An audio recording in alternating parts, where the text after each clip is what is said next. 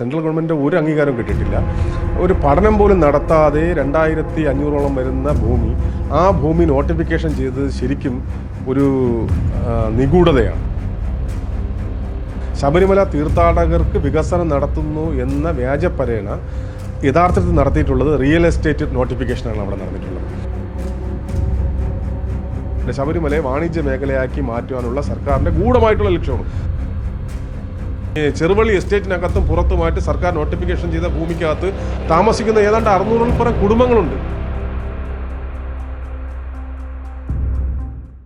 നമസ്കാരം. ശബരിമല സ്വർണ്ണക്കൊള്ളയുമായി ബന്ധപ്പെട്ടുള്ള അന്വേഷണം ത്വരിതഗതിയിൽ നടന്നുകൊണ്ടിരിക്കുന്ന സാഹചര്യത്തിൽ ശബരിമല വിമാനത്താവളം എവിടെ എന്നുള്ള ചോദ്യമാണ് ഉയർന്നു വരുന്നത്. ഇടത് സർക്കാർ ഏറെ കൊട്ടിഘോഷിച്ച് കൊണ്ടുവന്നതാണ് ശബരിമല വിമാനത്താവളം യാഥാർത്ഥ്യമാകുമെന്നത്. എന്നാൽ ശബരിമല വിമാനത്താവളവുമായി ബന്ധപ്പെട്ട് വലിയ രീതിയിലുള്ള ഭൂമി തട്ടിപ്പ് നടക്കുന്നതായുള്ള ആരോപണമാണ് നിലവിലിപ്പോൾ ഉയർന്നു വന്നുകൊണ്ടിരിക്കുന്നത്. ഈ ഒരു വിഷയവുമായി ബന്ധപ്പെട്ട് ഇപ്പോൾ മറുനാടനോട് പ്രതികരിക്കുകയാണ് BJP നേതാവായ RS രാജീവ്. ഇതുവരെ നമുക്കറിയാം, കുറേ ഘട്ടങ്ങളായിട്ട് പറയുന്നുണ്ട് ശബരിമല വിമാനത്താവളം വരുമെന്നുള്ള കാര്യത്തിൽ. നിരവധിയായിട്ടുള്ള വിഷയങ്ങളും പാരിസ്ഥിതിക വിഷയങ്ങളൊക്കെ ഉണ്ടായിട്ടുണ്ട്. ഈ അടുത്ത സമയത്ത് നമുക്കറിയാം ഏതാണ്ട് 2500ഓളം വരുന്ന ഏക്കർ നോട്ടിഫിക്കേഷൻ നടത്തി സർക്കാർ. അതായത് DPRൻ്റെ അംഗീകാരം കിട്ടാതെയോ വ്യോമ മന്ത്രാലയത്തിന് സെൻട്രൽ ഗവൺമെൻറ് ഒരു അംഗീകാരം കിട്ടിയിട്ടില്ല. ഒരു പഠനം പോലും നടത്താതെ 2500ഓളം വരുന്ന ഭൂമി, ആ ഭൂമി നോട്ടിഫിക്കേഷൻ ചെയ്തത് ശരിക്കും ഒരു നിഗൂഢതയാണ്. അതിനകത്ത് യാതൊരു സംശയമില്ല. ശബരിമല തീർത്ഥാടകർക്ക് വികസനം നടത്തുന്നു എന്ന വ്യാജപരേന യഥാർത്ഥത്തിൽ നടത്തിയിട്ടുള്ളത് റിയൽ എസ്റ്റേറ്റ് നോട്ടിഫിക്കേഷനാണ് അവിടെ നടന്നിട്ടുള്ളത്. കാരണം ഇന്ന് കുറേ ആൾക്കാർ പറയുന്നുണ്ട് വിമാനത്താവളത്തിന് വേണ്ടി ഈ ഗവൺമെൻറ് വന്നതിന് ശേഷം 2000-ലധികം ഏക്കർ ഉണ്ടെങ്കിൽ മാത്രമേ വിമാനത്താവളത്തിന് അനുമതി കൊടുക്കുകയുള്ളൂ എന്ന് ചില പത്രങ്ങളൊക്കെ ഉൾപ്പെടെ എഴുതിയിട്ടുണ്ട്. പക്ഷേ അത് തെറ്റായ കണക്കാണ്. ഞാൻ ഒന്ന് പരിശോധിച്ച് നോക്കിയപ്പോൾ ഇപ്പോൾ തിരുപ്പതി ക്ഷേത്രം ഉൾക്കൊള്ളുന്ന സ്ഥലമാണ്. അവിടെ ഇതേപോലെ വരുന്ന കാന അല്ലെങ്കിൽ പോലും ഒരു മലയാണ്. അവിടെ തിരുപ്പതിയിൽ 312 ഏക്കറാണ് റെയിൽവേ വിമാനത്താവളമുള്ളത്. അതുപോലെ തന്നെ അവസാന നോട്ടിഫിക്കേഷൻ ചെയ്ത ശിവമോഗ, ഉദ്ഘാടനം കഴിഞ്ഞ കർണാടകത്തിലെ ശിവമോഗ, അവിടെ 662 ഏക്കറേ ഉള്ളൂ.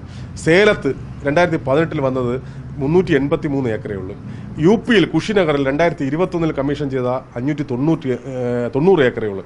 ഇത്തരത്തിൽ വളരെ ചില സ്ഥലങ്ങളിൽ ഇപ്പോൾ നമുക്കറിയാം തിരുവനന്തപുരം അന്താരാഷ്ട്ര വിമാനത്താവളം എന്ന് പറയുന്നത് 700 ഏക്കറേ ഉള്ളൂ. കണ്ണൂർ വരുമ്പോൾ 2000 ഉണ്ട്. ആ ഒരു വ്യത്യാസമുണ്ട്. പക്ഷേ ഇത് ആൾക്കാരുടെ ഇടയിൽ പൊടിയിടാൻ വേണ്ടിയിട്ടുള്ള ഒരു പദ്ധതിയായിട്ടാണ് കാണുന്നത്. കാരണം ഇതൊരു വാണിജ്യ മേഖലയാക്കി മാറ്റുക എന്നുള്ള സർക്കാരിൻ്റെ, ശബരിമലയെ വാണിജ്യ മേഖലയാക്കി മാറ്റുവാനുള്ള സർക്കാരിൻ്റെ ഗൂഢമായിട്ടുള്ള ലക്ഷ്യമാണ്. നിങ്ങളൊക്കെ കേട്ടു തുടങ്ങിയിട്ടുള്ള കാര്യം ഒരു 10 വർഷക്കാലം കൊണ്ട് പറയുന്നു നമ്മളെ നിലയ്ക്കലിലെ മാസ്റ്റർ പ്ലാൻ. ശബരിമലയുടെ വികസനത്തെക്കുറിച്ച് പറയണമെങ്കിൽ ആദ്യം വരേണ്ട നിലയ്ക്കലെ മാസ്റ്റർ പ്ലാൻ ഇതുവരെ ഒന്നും കൊണ്ടുവന്നിട്ടില്ല. എത്രയോ സംഗമങ്ങൾ വെച്ചത്, ഇപ്പോഴും സംഗമം വെച്ച് പരാജയപ്പെടുന്നതല്ല, ജനങ്ങളുടെ ഇടയിൽ നിന്നും പരാജയപ്പെട്ടിരിക്കുന്ന ഒരു സർക്കാരാണ് ഇത്. ബോധപൂർവം ശരിക്കും ഒരു റിയൽ എസ്റ്റേറ്റ് നോട്ടിഫിക്കേഷനാണ് വന്നിട്ടുള്ളത്. അത് ഒരു കാരണവശാലും അനുവദിക്കാൻ പറ്റത്തില്ല. ഇവിടുത്തെ ഒരു സമൂഹം അതിനുവേണ്ടി നിൽക്കില്ല. കാരണം എന്ന് വെച്ചാൽ ഒരുപാട് പാരിസ്ഥിതിക പ്രശ്നങ്ങൾ ഉള്ള സ്ഥലമാണ്. മാത്രമല്ല നമ്മൾ ശ്രദ്ധിക്കേണ്ടത് ഈ ചെറുവള്ളി എസ്റ്റേറ്റിനകത്തും പുറത്തുമായിട്ട് സർക്കാർ നോട്ടിഫിക്കേഷൻ ചെയ്ത ഭൂമിക്കകത്ത് താമസിക്കുന്ന ഏതാണ്ട് 600-ൽ പരം കുടുംബങ്ങളുണ്ട്. അവരുടെ കാര്യം പോലും സർക്കാർ, അതായത് ഇതൊരു നിർദ്ദേശ പദ്ധതിയാണ്.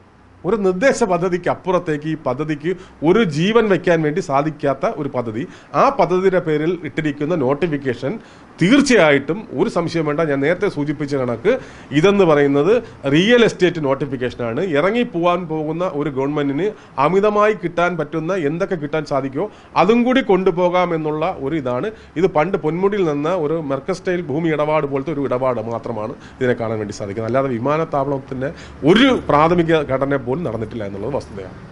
ഇടത് സർക്കാരിൻ്റെ നേതൃത്വത്തിൽ ഒരു മാഫിയ തന്നെയാണ് ഇതിൻ്റെ പിന്നിൽ പ്രവർത്തിക്കുന്നതെന്ന് വളരെ വ്യക്തമാവുകയാണ്. തീർച്ചയായിട്ടും. കാരണം ഇടത് സർക്കാരിൻ്റെ കീഴിലും ദേവസ്വം ബോർഡിൻ്റെ കീഴിൽ നടക്കുന്ന മാഫിയ പ്രവർത്തനമാണ് ഇപ്പോൾ പുറത്തു വന്നുകൊണ്ടിരിക്കുന്നത്. ഓരോരുത്തരായിട്ട് അകത്ത് പോയിക്കൊണ്ടിരിക്കുകയാണ്. അത് അതിൻ്റെ ഗൗരവം ഇപ്പോൾ എത്രമാത്രം ആയിട്ടുണ്ടെന്ന് നമുക്കറിയാം. ഇതിലെല്ലാം പ്രതികളാരാണ്? CPM തന്നെയാണ്.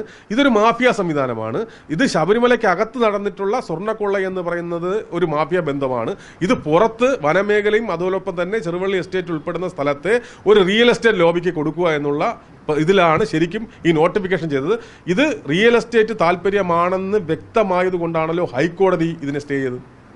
ഹൈക്കോടതിക്ക് ഒന്നും ബോധിപ്പിക്കാൻ പറ്റില്ല. സർക്കാരിന് എന്തിനാണ് ഈ ഭൂമി നോട്ടിഫിക്കേഷൻ നടത്തിയത്? ശബരിമല വിമാനത്താവളത്തിന് അപ്പുറത്തേക്ക് എന്താണ് ചെയ്യാൻ പോകുന്നത് ഒന്നും പറയാൻ പറ്റില്ല. അത് കണ്ടുകൊണ്ടാണ് ഹൈക്കോടതി പോലും അത് സ്റ്റേ ചെയ്തിട്ടുള്ളത്. അതുകൊണ്ട് ഈ കച്ചവടത്തെ ഒരിക്കലും സാധൂകരിക്കാൻ വേണ്ടി സാധിക്കില്ല. അതായത് ഈ 2000 ഏക്കറിൽ പരം വരുന്ന ഈ സ്ഥലം മറിച്ച് വിൽക്കുന്നത് ഉൾപ്പെടെ നടക്കുന്നു എന്നാണ്. തീർച്ചയായിട്ടും നമുക്കറിയാലോ, ഈ നോട്ടിഫിക്കേഷൻ ചെയ്തു കഴിഞ്ഞാൽ അവിടെ വിമാനത്താവളം വരുമെന്നും ആ വിമാനത്താവളത്തിനകത്ത് ആ പ്രദേശത്ത് റിയൽ എസ്റ്റേറ്റ് മാഫിയ ബന്ധം വരുമെന്നും ഈ വസ്തുക്കൾ ഈ 2055 ഏക്കർ വസ്തു വേണ്ട വിമാനത്താവളത്തിന്, ബാക്കി വരുന്ന വസ്തുക്കൾ PPP മോഡലിൽ, യഥാർത്ഥത്തിൽ പബ്ലിക് പ്രൈവറ്റ് പാർട്ണർഷിപ്പ് മോഡലിൽ ഇത് സ്വകാര്യ വ്യക്തികളിലേക്ക് കൈമാറും. 50 വർഷത്തേക്കും 60 വർഷത്തേക്കും പാട്ടമെന്ന കണക്ക് കൊടുത്തുകൊണ്ട് അവസാനം ഈ ഭൂമിയുടെ ഉടമസ്ഥർ ആരായിട്ട് മാറും? വൻ വ്യവസായികളായിട്ട് മാറും. അതായത് വാണിജ്യ താല്പര്യം മാത്രമാണ് മുന്നിൽ കണ്ടിട്ടുള്ള ഒരു പ്രവർത്തനമാണ് നടക്കുന്നത്. അതിനെ ഒരു കാരണവശാലും അനുവദിക്കില്ല. അതും ഇപ്പോൾ ഈ കുറഞ്ഞ വിലയ്ക്കാണ് ഈ ഒരു ഭൂമി കൈമാറ്റം ചെയ്യുന്നത് എന്നാണ് നമുക്ക് ലഭിക്കുന്ന റിപ്പോർട്ട്. അല്ല, കുറഞ്ഞ വിലയ്ക്കാണ് എന്നുള്ളത് വിശദമായിട്ടുള്ളൊരു പഠനം നടത്തേണ്ടതാണ്. കാരണം കുറഞ്ഞ വിലയ്ക്ക് സർക്കാർ വാങ്ങിക്കുന്നു എന്ന് പറയുന്ന ഈ ചെറുവള്ളി എസ്റ്റേറ്റ് എന്ന് പറയുന്ന എസ്റ്റേറ്റ്, ആ എസ്റ്റേറ്റ് എന്ന് പറയുന്നത് നേരത്തെ ഹാരിസൺ മലയാളത്തിൻ്റെ കയ്യിലിരുന്നതാണ്. അത് ലീസ് അഗ്രിമെൻ്റ് ഒക്കെ അതിൻ്റെ ഇത് തെറ്റായ രീതിയിൽ ചെയ്യപ്പെട്ടിട്ടുണ്ടെന്നും അത് സർക്കാർ ഭൂമിയാണെന്നും സർക്കാർ തിരിച്ചു പിടിക്കണമെന്നും പറഞ്ഞു. അപ്പോൾ സർക്കാർ തിരിച്ചു പിടിക്കേണ്ട ഭൂമി എങ്ങനെയാണ് പൈസ കൊടുത്ത് വാങ്ങിക്കുന്നത്? സർക്കാരിൻ്റെ ഭൂമി, അതായത് പൊതുസമൂഹത്തിൻ്റെ ഭൂമി, പൊതുജനങ്ങളുടെ ഭൂമി, ആ ഭൂമി സർക്കാർ തന്നെ മറ്റൊരാൾക്ക് പൈസ കൊടുത്ത് വാങ്ങിക്കുന്നു എന്ന് പറയുമ്പോൾ അതിൽ തന്നെ ഇല്ലേ കച്ചവടം? ആദ്യത്തെ കച്ചവടം അവിടെ തുടങ്ങിയാണ്. ഇത് സർക്കാരിൻ്റെ ഭൂമിയാണ്. ആ സർക്കാരിൻ്റെ ഭൂമി, ആ ഭൂമിയെ സ്വകാര്യ വ്യക്തികൾക്ക് വിൽക്കാനുള്ള ശ്രമം ഒരു വശത്ത് നടക്കുന്നു. സ്വകാര്യ വ്യക്തികൾക്ക് സർക്കാർ പൈസ കൊടുത്ത് ഈ സാധനം വാങ്ങിക്കുന്നു. അത് ഒരു റിയൽ എസ്റ്റേറ്റ് കച്ചവടത്തിൻ്റെ തുടക്കം മാത്രമാണ്. അത് യാതൊരു സംശയമില്ല. എന്തായാലും ശബരിമല വിമാനത്താവളവുമായി ബന്ധപ്പെട്ടുള്ള ഈ 2000-ലധികം ഏക്കർ വരുന്ന ഭൂമി തട്ടിപ്പിന് പിന്നിൽ വലിയൊരു ഭൂമാഫിയ ഉണ്ട് എന്ന് നിലവിൽ വ്യക്തമാവുകയാണ്. ക്യാമറമാൻ അഖിൽ അശോകിനൊപ്പം അമൽ രുദ്ര, മറുനാടൻ മലയാളി, തിരുവനന്തപുരം.